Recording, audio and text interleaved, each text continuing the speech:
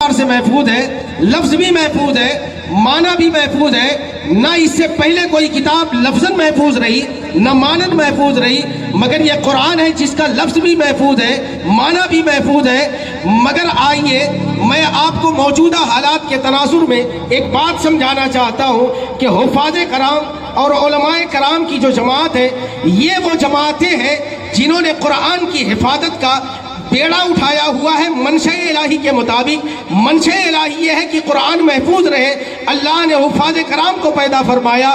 منشاء الہی یہ ہے کہ قرآن کے معنی محفوظ رہے، اللہ نے علماء کرام کی جماعت کو محفوظ فرمایا۔ مگر یہ بات اسے سمجھ میں آتی ہے جس کا تعلق علماء اور حفاظ سے محفوظ ہو، اسے نہیں سمجھ میں آتی ہے جو درگاہوں کی چادریں بیچ بیچ کر کے کھاتے ہیں۔ انہیں یہ بات نہیں سمجھ میں آتی کہ عالم کسے کہتے ہیں، حافظ کسے کہتے ہیں۔ یاد رکھیں، جب قرآن کی حفاظت کا ذمہ لیا گیا تو قرآن لفظ میں محفوظ ہو گیا، مگر معنی کے اعتبار سے بڑے بڑے لوگ آئے اور بڑے بڑے فتنوں کے دور میں وہ اپنی باتیں رکھتے رہے۔ اور وہ اپنی باتیں کیسی رکھتی رہے؟ کبھی قرآن کے معنی کو توڑ مروڑ کر کے اس انداز میں پیش کر دیا کہ قوم میں فتنہ پیدا ہو گیا، کبھی لفظ میں کبھی لفظوں کے معنی کو اس انداز میں پیش کر دیا کہ قوم میں انتشار پیدا ہو گیا۔ مگر یاد رکھیں، قرآن کا ترجمہ لوگ پیش کرتے رہے، انتشار چلتا رہا، مگر وہ ایک آیا جس نے آنے کے بعد قرآن کا ایک ایسا ترجمہ پیش کر دیا جو منشاء الہی کے مطابق تھا، مرضی مولا کے مطابق تھا، رسول اللہ کے فرمان کے مطابق تھا۔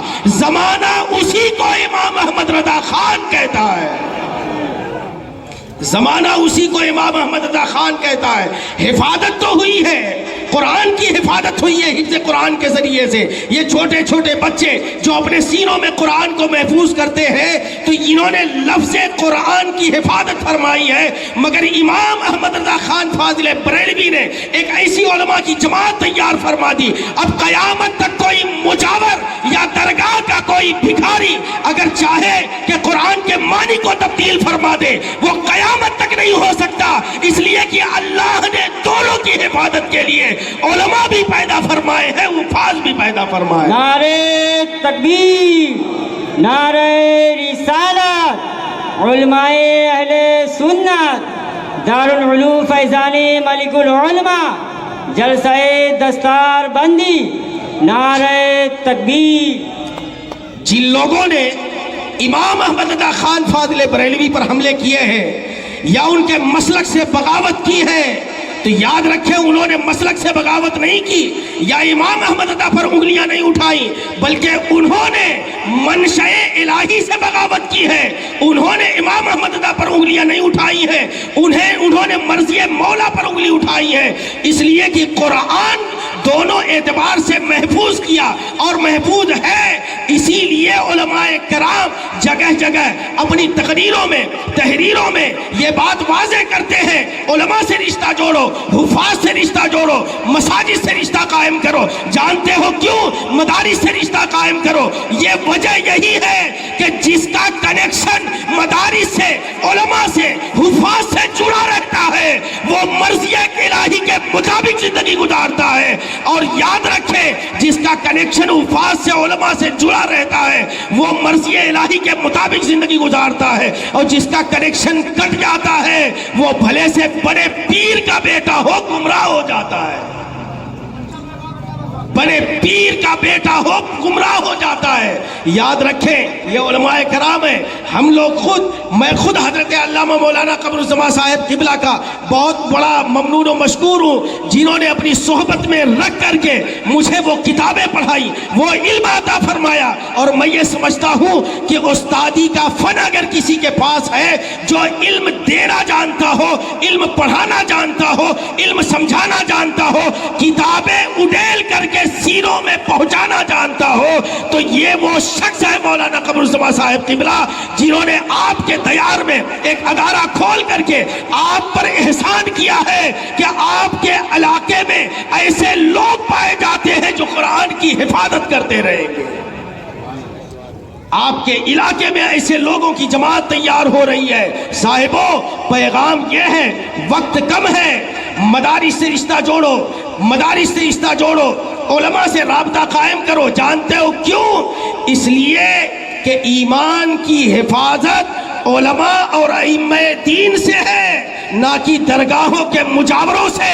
یاد رکھیں، درگاہوں کا مجاور ہمیں لوٹتا ہے، جیبیں خالی کرواتا ہے، ذہنوں سے کھیلتا ہے اور اس کے بعد ہمیں کنگال بنا دیتا ہے. مگر یہ علماء جنہیں آپ زکوٰۃ ادا کرتے ہیں، جنہیں آپ صدقہ اور خیرات دیتے ہیں، یہ وہ صدقات اور خیرات کے پیسوں سے علماء کی ایسی ٹیم انہوں نے تیار کی ہے جو قرآن کی حفاظت قیامت تک کرتے رہیں گے اور حفاظ کرام قرآن پڑھ پڑھ کر کے سناتے رہیں گے.